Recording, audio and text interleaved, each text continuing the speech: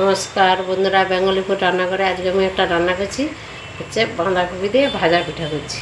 বাঁধাকপি দিয়ে ভাজা পিঠা করতে আমি বাঁধাকপিটা করে নিয়েছি, যেমন তেল মশলা যা দিয়ে বাঁধাকপিটা রান্না করে নিয়েছি।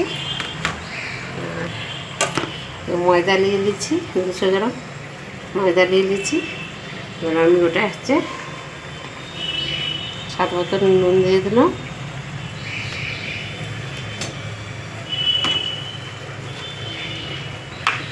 আর একটু তেল দিয়ে দিচ্ছি।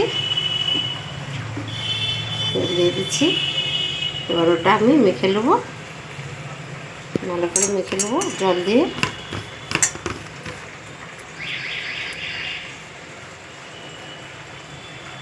এবার এই যে আমার মাখা হয়ে গেছে, এবার আমি বাঁধাকপিটা করে নেব, মাখা হয়ে গেছে।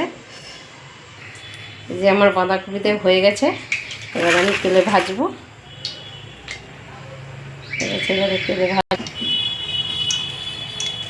তেলটা গরম হয়ে গেছে, এবার আমি দিয়ে দিচ্ছি তেলে।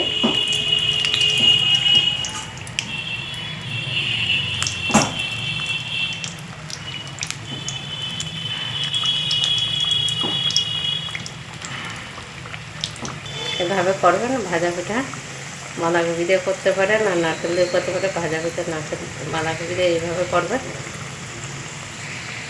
যারা ঝাল খেতে ভালোবাসে তারা এইভাবে করতে পারে, বাঁধাকপি দিয়ে খুবই ভালো লাগে। আমি যেভাবে করলাম আপনারা করতে পারেন। ভালো লাগলে বেঙ্গলি ফুড রান্না করে একটা করে লাগিয়ে দেবেন।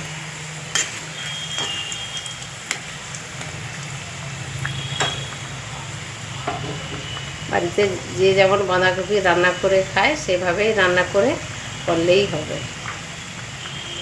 এই যে ভাজা হয়ে গেছে, এবার আমি নামিয়ে দেব। হয়ে গেছে, আমি নামিয়ে দিচ্ছি।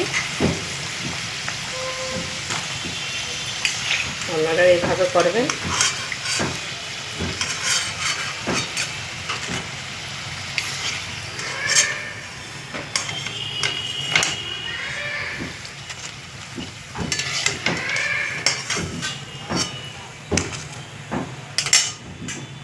হয়ে গেছে বাঁধাকপিতে ভাজা পিঠা, এভাবে আপনারাও করবেন। ভালো লাগলে বেঙ্গলি ফুড রান্না করে একটা করে লাইক দেবেন।